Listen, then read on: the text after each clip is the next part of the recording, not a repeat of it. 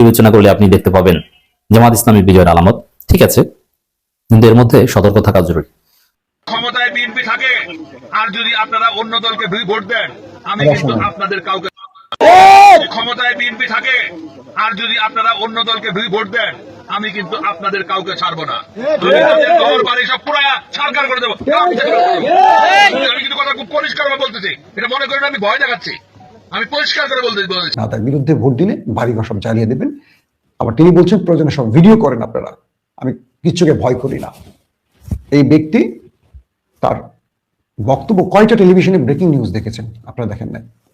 এই যে নির্বাচন 12 ফেব্রুয়ারি, এই নির্বাচন কতটা সুষ্ঠু হবে বলে আপনি মনে করছেন? এর নির্বাচন সুষ্ঠু হওয়ার কোনো বিকল্প নাই, কারণ জাতি পথ হারিয়েছে পরপর অনেকগুলো নির্বাচন, 3টা না 4টা নির্বাচনে পথ হারিয়েছে। এখন জাতিকে পথে উঠতে হবে, এটাই হচ্ছে গণতন্ত্রের রোডম্যাপ। আমরা আশাবাদী যে কোনো মূল্যের বিনিময়ে এই নির্বাচনকে সুষ্ঠু করতে হবে। তার আগে জামায়াত জোট, বিশেষ করে জামায়াত ইসলামী জিতে গেছে। তাদের এই জেতাটা কতটা টেকসই হবে সেই প্রসঙ্গে কথা বলতে চাই। আসসালামু আলাইকুম। নির্বাচন আর মাত্র কয়েক ঘন্টা আছে। এই কয়েক ঘন্টার আগেই জামায়াত তারা জিতে গেছে। মানে কিভাবে জিতলো, হ্যাঁ সেটা অবশ্যই আপনার সাথে শেয়ার করতে যাচ্ছি যে ভোটের আগে কিভাবে জিতে যায় জামায়াত। প্রিয় দর্শক শ্রোতা মণ্ডলী, যদিও জামায়াতকে নিয়ে ইতিমধ্যে বেশ কয়েক জায়গায় বিভ্রান্তিমূলক খবর পাওয়া গেছে, তথ্য পাওয়া গেছে, তারপরেও জামায়াত কিন্তু জিতে গেছে এক অবিশ্বাস্য কারণ নিয়ে। চলে আমরা সেই ভিডিওটা দেখে আসি। আগামীকালের নির্বাচনের ফলাফল কি হতে পারে সেটা নিয়ে নানান প্রেডিকশন নানান জনে দিচ্ছেন। আমারও প্রেডিকশন আমি নানা সময় দিয়েছি। আমার এখানকার আমার জাহেদ স্টেইকে তো বটেই, টিভি চ্যানেলগুলোতেও যখন প্রসঙ্গ এসছে আমি কথা বলেছি। সেই ব্যাপারে ফাইনাল একটা মন্তব্য করতে চাই। এবং নির্বাচনে কে জিতবে আমি বরং এভাবে বলি, এই নির্বাচনের ফলাফল প্রকাশের আগেই, এমনকি নির্বাচনের একটা ভোটও দেওয়ার আগে জামায়াত জোট, বিশেষ করে জামায়াত ইসলামী জিতে গেছে। তাদের এই জেতাটা কতটা টেকসই হবে সেই প্রসঙ্গেও কথা বলতে চাই। জামায়াত কীভাবে জিতলো সেইটা বলবো ভিডিওর পরের দিকে। তার আগে আমার সিট নিয়ে প্রেডিকশন। কিছুদিন আগে একটা ফটো কার্ড ছড়িয়ে পড়লো, আমি বলেছি বিএনপি 250 সিটে জিতবে। কথাটা এইভাবে বলিনি, মানে যেটা হয় ফটো কার্ড যখন তৈরি করা হয় প্রেক্ষাপট না বলে বা এর সাথে আমি যদি কিন্তু কিছু রেখেছিলাম কিনা সেটা তারা যোগ না করে যখন বলে দেন তখন এটা মিসকমিউনিকেট করে। এরপর যখন আমি আবার ভিন্ন একটু কথা বলেছি তখন বলছেন আপনি তো আগে এত বলেছিলেন এখন এত বলছেন কেন। যাই হোক, আমি আমার ঘটনাগুলো আবার বলি, মানে কী কী হতে পারে এই নির্বাচনে।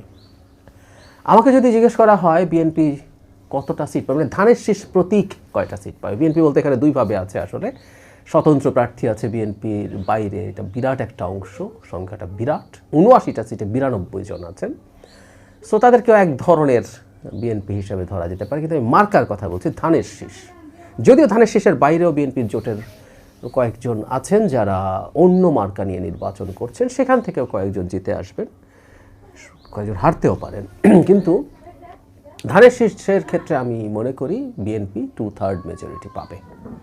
বিএনপির বা ধানের শীষ 200 সিট ক্রস করবে, 200 সিট ক্রস করবে। আমি আবারও বলছি, বাকি সিটগুলোর মধ্যে জামায়াত ইসলামী, তাদের জোট, বিএনপি স্বতন্ত্র, তারা নিশ্চিতভাবেই 100 নিচে থাকবে। এটা নিয়ে আমার কোনো কনফিউশন নেই, এগুলো হলো নিশ্চিত। কিন্তু আমি যে রেজাল্টটা বললাম এটা একটা কনজারভেটিভ প্রেডিকশন বিএনপির দিক থেকে। সিট আরও বাড়তে পারে, আরও বাড়তে পারে। আর 250-এর কথা আমি বলেছিলাম সেটা হচ্ছে এইভাবে, সেটা এখনও আমি সম্ভাবনা উড়িয়ে দেই না। বাংলাদেশের মানুষের বিজয়ী প্রার্থীকে, বিজয়ী দলের প্রার্থীকে ভোট দেওয়ার প্রবণতা থাকে, বিশেষ করে আনডিসাইডেড বা সুইং ভোটার যারা আছেন তারা এটা করেন। তারা দেখছেন কাকে ভোট দেবেন। সুইং মানে হচ্ছে তারা ডিসাইড করেননি, তারা যদি ধরেই নেন কাগজে কলমে, বলছে জামাতের প্রার্থীকে তাদের মনে হলো দেওয়াটা বা এনসিপির প্রার্থীকে দেওয়াটা তাদের কাছে ভালোই মনে হচ্ছে, বিএনপির ওই লোকাল ক্যান্ডিডেটের চাইতে তাদের ভালো মনে হতেও পারে। তারা ভাবছিলেন যে জামাত বা এনসিপির ক্যান্ডিডেটকে দেবেন, কিন্তু যদি ফ্লো বা যদি বোঝেন যে বিএনপি ক্ষমতায় আসছে, 151 অন্তত পাচ্ছে, তখন প্রবণতা থাকবে বিএনপি প্রার্থীকে ভোট দিতে। কারণ তাতে তারা মনে করেন এতে তাদের এলাকার উন্নয়ন বেশি হবে। এটা খুবই সিরিয়াস ধরনের পারসেপশন, কিন্তু এটা ভালো বলে আমরা বলি না। একটা এমপির কাজ লোকাল গভর্নমেন্টের না, তিনি লোকাল গভর্নমেন্টের চেয়ারম্যান না। উন্নয়ন করবেন উপজেলা চেয়ারম্যান, উন্নয়ন করবেন মেয়র ইত্যাদিরা, কিন্তু এমপি করবেন না। কিন্তু এটাই আমাদের এখানকার প্রবণতা। এবং দেখবেন সংস্কারের কথা বলে বলে বিরাট শোরগোল করেছেন যারা, সেই সব পার্টির এমপিরাও এই লোকাল ইস্যু নিয়েই আসলে ভোট চাইছেন। তো ফলে সেই পরিস্থিতি যদি হয়, সেই প্রেক্ষাপট যদি হয়, এবং আওয়ামী লীগ এবং তার সাথে মানে হিন্দু ভোটারদের একটা বিরাট অংশই, প্রায় সবাই আওয়ামী লীগকে ভোট দেন, এরা যদি ভোট কেন্দ্রে যায়, সাথে যদি ওই ফ্লোটা তৈরি হয়, তাহলে বিএনপি 250। নির্বাচনের দিন নাটকীয়ভাবে পরিস্থিতি ভিন্ন দিকে মোড় নিতে পারে। দর্শক, ইসি একটা ইঙ্গিত দিয়েছে, আরো নানান মহল থেকে কিছু ইঙ্গিত পাওয়া গেছে, জরুরি সতর্কবার্তা। দেখেন, আমরা প্রথমে বলিনি যে আমরা আশাবাদী যে একটা ফ্রি ফেয়ার ইলেকশন হবে। কিছু বিচ্ছিন্ন ঘটনা বিএনপি সন্ত্রাসীরা ঘটানোর চেষ্টা করলো, ওভারঅল পরিস্থিতি ভালো থাকবে এবং বাংলাদেশ একটা শতাব্দীর সেরা নির্বাচন পাবে। উই আর অপটিমিস্টিক, এবং সে নির্বাচনের মধ্য দিয়ে বিপুল ভোটে জামাত ইসলামী ক্ষমতায় আসবে। কিন্তু তারপরও একটু ভিন্ন পার্সপেক্টিভে আমাদের সতর্ক থাকা দরকার, নেগেটিভ দিকগুলো মাথায় রাখা দরকার। এই মুহূর্তে আমরা দেখতে পাচ্ছি যে যেহেতু গণজোয়ার জামাতের দিকে, দাঁড়িপাল্লার দিকে, জামাত, শিবির, এনসিপি এরা সবাই আশাবাদী এবং আত্মবিশ্বাসী যে না আমরা জিতব, এবং সবাই আল্লাহর কাছে দোয়া করছে, আল্লাহর উপর ভরসা করছে, এর সাথে আত্মবিশ্বাসী। চারদিকে যেভাবে জোয়ার, মানুষের মধ্যে একটা ভয় ডরহীন পরিবেশ, মানুষ লঞ্চে আসছে, বাসে আসছে, ট্রেনে আসছে, দাঁড়িপাল্লার স্লোগান দিতে দিতে যাচ্ছে। এই যে একটা বিরল দৃশ্য, এটা সুস্পষ্ট ইঙ্গিত দেয় যে জামাত জিততে যাচ্ছে। নির্বাচনের আগে যতগুলো জরিপ, রিয়ালিটি, বডি ল্যাঙ্গুয়েজ সব দিক বিবেচনা করলে আপনি দেখতে পাবেন জামাত ইসলামের বিজয়ের আলামত। ঠিক আছে, কিন্তু এর মধ্যে সতর্ক থাকা জরুরি। যারা পরাজিত হবে ওদের মনেও কিন্তু কামড় দিয়েছে যে ওরা পরাজিত হবে, এই জন্যে সজাগ দৃষ্টি রাখতে হবে। শুধু বিজয়ের আনন্দে আত্মবিশ্বাসী থাকলে হবে না, এখানে কিছু সতর্কতাও দরকার আছে। তো দর্শক, হঠাৎ করে দেখবেন যখন ওই পক্ষ, যেমন ডাকসু, জাকসু বা ছাত্র সংসদ নির্বাচনের অভিজ্ঞতার দিকে তাকান, যেমন ডাকসুতে মাঝখানে নির্বাচন বর্জন করেনি, যেহেতু বুঝতে পারেনি যে ওদের অবস্থা কতটা তলানিতে, কিন্তু জাকসুতে মাঝখানে নির্বাচন বর্জন করেছে, এবং চাকসু রাকসুতে কিন্তু এগুলো আবার পারেনি। এর মানে সতর্কতার বিষয়। এখন বিএনপি বিভিন্ন জায়গায় বুঝে যাবে তাদের অবস্থা খারাপ, এ কারণে যে কোনো সময় কোনো অঘটন ঘটাতে পারে, এবং বড় কোনো অঘটন যদি ঘটে যায়, যেমন বেশ কিছু লাশ পড়ার খবর যদি পাওয়া যায় দেশে, তাহলে সেনাবাহিনী পরিস্থিতি নিয়ন্ত্রণ করতে ভিন্ন কোনো পদক্ষেপ নিতে পারে বলে আমরা শঙ্কা প্রকাশ করছি। যদিও বাংলাদেশে কোনো সেনা শাসন আর চলবে না, কোনো অঘটন ঘটলেও সর্বোচ্চ ওই মিলিটারি ব্যাকড কোন গভর্নমেন্ট, বাট সরাসরি মিলিটারি দেশ চালাবে, it would be totally impossible. এটা তরুণ সমাজ বাংলাদেশ এটা মানবে না, এবং আধুনিক যুগে এই সেনা শাসনের যুগ নাই। এই জন্য দেখবেন যে বাংলাদেশে মিলিটারি শাসনের যুগ শেষ হয়ে গেছে সেই 80-র দশকে।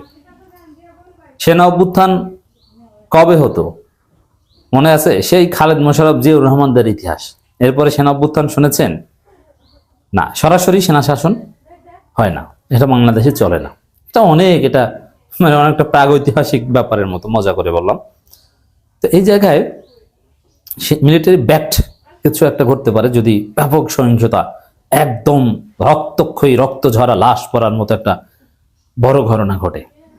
এই জায়গায় সতর্ক থাকতে হবে। এই জন্যে দেখেন, নির্বাচন কমিশন নিজেরাই বলছে যে নির্বাচনের 50% কেন্দ্রই ঝুঁকিপূর্ণ। এই ঝুঁকিপূর্ণ থাকলে এই ঝুঁকিটা এড়াতে সব পক্ষকে সতর্ক থাকতে হবে, নাগরিকদের সতর্ক থাকতে হবে, জনগণকে সতর্ক থাকতে হবে। কারণ দেখেন, এখানে বিএনপির চাইতে আমি বেশি দোষ দিব, কারণ বিএনপি হাত পা বাঁধা। বিএনপি নির্বাচনের ফলাফল মেনে নিতে একটা বাধ্য হবে, এমনি উপর যাই বলুক, বিভিন্ন অভিযোগ করবে তারা পরাজয়ের পর। এই বোরখা পরে জাল ভোট দিয়ে জিতেছে, অমুক তমুক অনেক কিছু বলবে।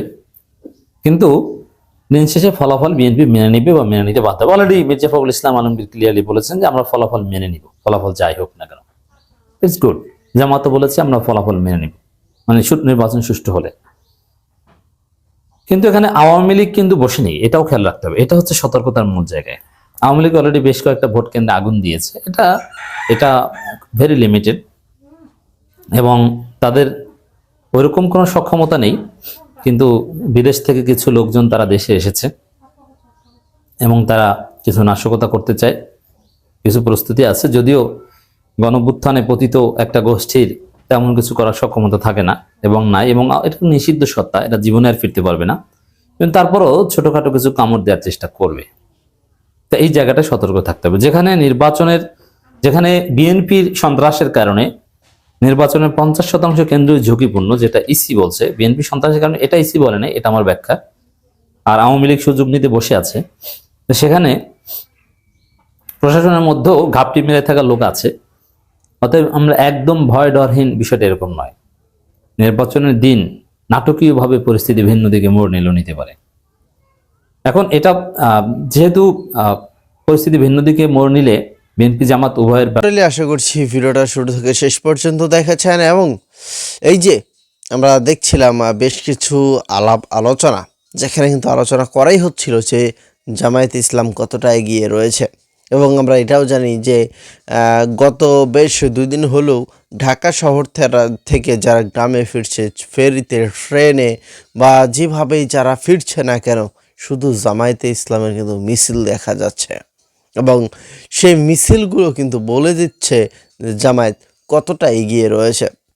এবং আমরা বিভিন্ন জায়গায়, ফেসবুক বলেন, ইউটিউব বলেন, বিভিন্ন জায়গায় সোশ্যাল মিডিয়াতে পার্সেন্টেজও দেখছিলাম যে জামায়াত কিন্তু অনেক এগিয়ে আছে। তবে দিন শেষে একটা কথা কি জানেন, যে বিএনপি যেহেতু আরও শক্তিশালী দল, তো তাদের কথা আপনাকে বলতেই হবে। তো দেখা যাক শেষ পর্যন্ত তারেক রহমান কোনো বেলকি দিতে পারে কিনা। এবং আমরা এটাও দেখছি তারেক রহমানকে জেতাতে গিয়ে কিন্তু সেইখানে তারেক রহমানের আসন থেকে 4 জন যে সংসদ স্বতন্ত্র প্রার্থী ছিলেন, তারা কিন্তু ছেড়ে দিয়েছেন এবং তারেক রহমানকেই বিজয়ী তারা ঘোষণা করে দিয়েছেন। মানে এইটা একদম আসলে খেলা তারা খেলে দিয়েছে, মানে টাকার বিনিময়ে তারা এখানে খেলে দিয়েছে। তো যাই হোক, আসলে কিছু বলার নেই সেখানে।